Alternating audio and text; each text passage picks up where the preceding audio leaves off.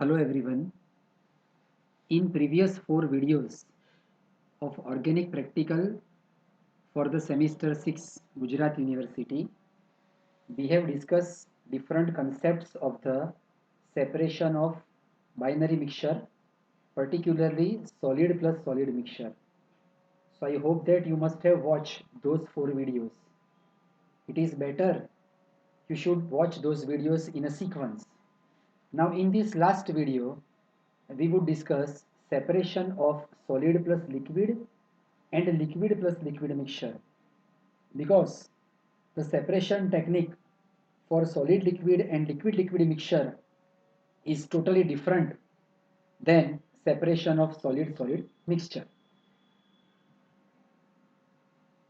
Friends, whenever you are given binary mixture, and if you observe that the state of the mixture is a semi-solid.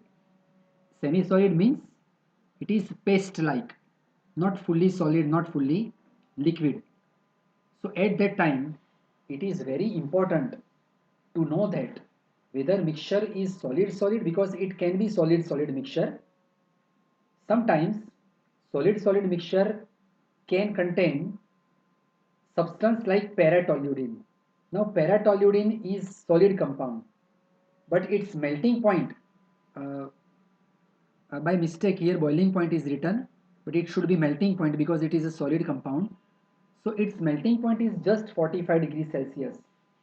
Now whenever you are performing the practical during March or April or May, where the room temperature is also 45 or more than that, so that paratoluene kind of low melting point substance melt, and that's why the appearance of the mixture can be paste like.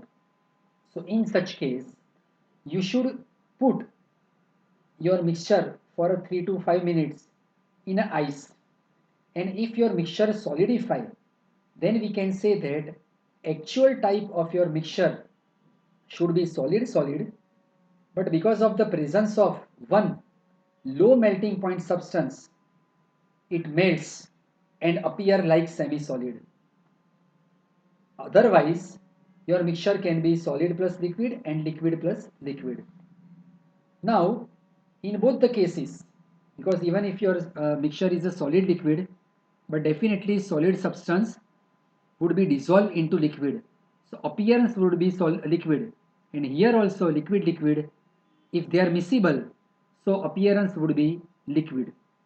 So how would you know that whether you are given solid liquid mixture or liquid liquid mixture?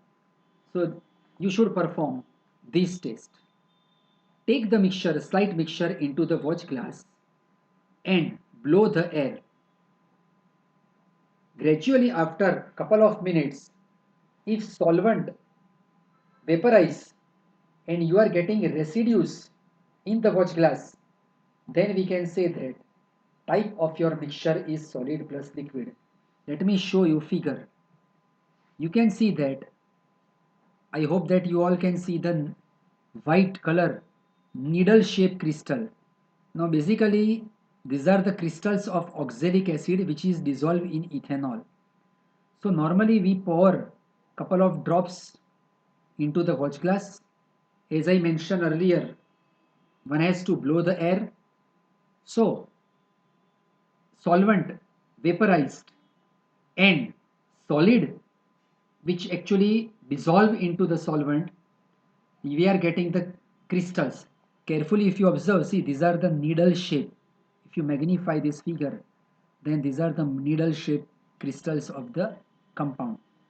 So this way if you are getting crystals or the residues, then we can say that the type of your mixture is solid dissolved into liquid, so S plus L. But if you don't get residues or need crystals, then we would say type of your mixture is liquid plus liquid. So now whether mixture is a solid plus liquid or it is a liquid plus liquid, but their separation technique is totally different than the solid plus solid. Normally these mixtures are separated by distillation method.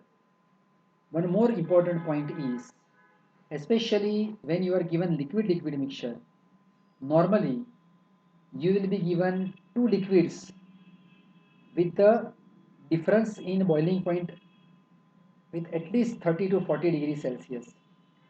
So there should be difference of 30 to 40 degrees Celsius in the boiling point of both the substance. So mostly this happen that one of your liquid may have boiling point below 100 degrees Celsius and another component would have boiling point above 100 degrees Celsius. Normally, starting from acetone whose boiling point is 56 degree, methyl acetate 57 degrees Celsius, chloroform 61, methanol 65, ethyl acetate 77, ethanol 78. So these are the liquids with a boiling point below 100 degrees Celsius. Rest are having boiling point above 100. Now let us discuss separation. Here you can see that in the figure I have shown you a distillation assembly. In your secondary school, maybe in a 5th to 7th standard, we all studied distillation as a purification process, right? Here we are using distillation for the separation technique, right? So you studied this thing in the science. Let me show you the apparatus. This is the burner, this is the stand, this is round bottom flask which is also called RBC, round bottom flask. Sometimes it is also called distillation flask. Always having tube. This is a thermometer pass from this cork.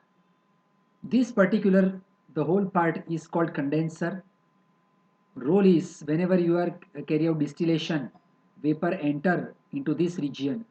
Now, if you think about your pen and refill, now see the ink is in the refill, but refill is surrounded by the cover of the pen.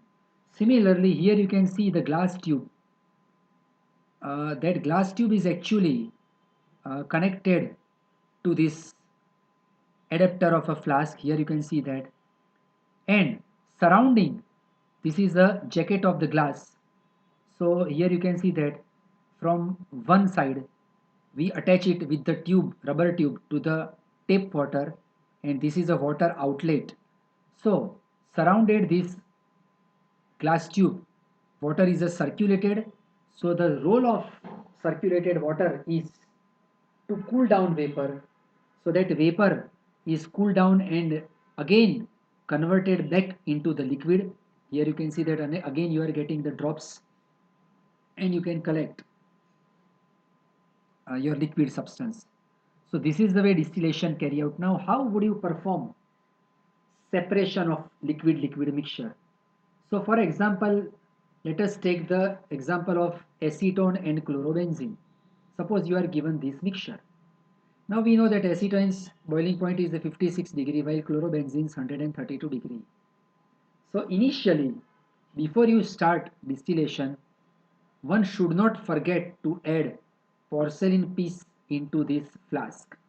Because friends, this is a closed assembly.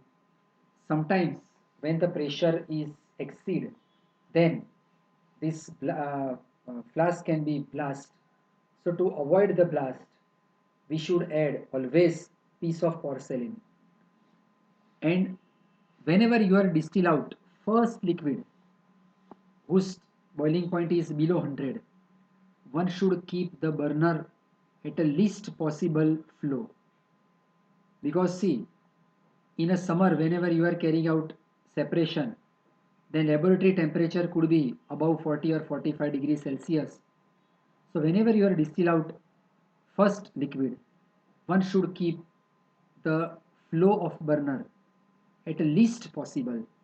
Now see, gradually when the temperature increase, here we have passed the thermometer from the cork at 56 degrees Celsius temperature, which is the boiling point of acetone. The acetone from the mixture, you can see that start converting into its vapor because it is its boiling point. That vapor touch the mercury of the thermometer over here, so it will show the boiling point, and that vapor enter from this part into the condenser where it will cool down, and then it will reconverted into liquid, and all acetone of the mixture would be distilled. Temperature will remain 56 degree till all the acetone is distilled out, and we can collect it into a beaker or a test tube or in a conical flask as shown in the figure. Once first liquid is distilled out, so we change the container over here, and now mostly your second liquid would have boiling point above 100 degrees Celsius. So we now turn the burner's flow to the full, because see, in our case another liquid is a chlorobenzene, boiling point is a 132. So some professors, some teachers, they are as already one of the liquid is separated out, so they ask students to collect the second liquid from this flask. But in such case, no doubt both the liquids are separated, but separately you have to measure the boiling point of a second liquid. While here you can see that already we have inserted the thermometer, so there without set up separately set up the boiling point assembly, one can measure the boiling point, and it will be really very easy to identify the second liquid. So I advise that one should distill out both the liquids in this way. So again, raise the temperature full at 132 degrees Celsius temperature. Now the chlorobenzene will convert into vapor. That vapor will be cooled down into the condenser. Initially 6 to 7 drops you should collect in a separate test tube or a beaker, because it could be mixture of slight acetone, which was our first liquid, and chlorobenzene. So after discarding 7 or 8 drops, again keep the third new container and now collect chlorobenzene completely. So this is the way, and this thermometer will show the temperature 132 degrees Celsius temperature. So this way you can separate out both the liquids with the help of distillation process. Suppose your mixture is a solid liquid. So again you are going to perform the same process. Only difference is you will distill out liquid, and when the slight liquid is still remain in the flask, at that time immediately turn off the burner. With the help of napkin, detach this condenser from this round bottom flask. Open the cork from this position with the help of napkin, because it can be hot, and transfer immediately the remaining liquid into the watch glass, which must be pre-washed and clean. So what will happen, because the solvent will be hot, so it will be evaporated, and then you will get the residues or the crystals of your solid substance. So this is the way solid liquid or liquid liquid mixture can be separated by distillation process. So in this series of 5 videos, we we have discussed concepts of the solid in first 4 videos, and in this fifth video we have discussed the concept of separation of solid liquid or liquid liquid binary mixture. So hope that you must get the idea of the separation of the binary organic mixture. In most of the universities, in a semester, in a final year, this is a part of that curriculum, and if you pursue your career in a post graduation, there you will be given the ternary mixture, means there would be three organic substance, mixture of three substances.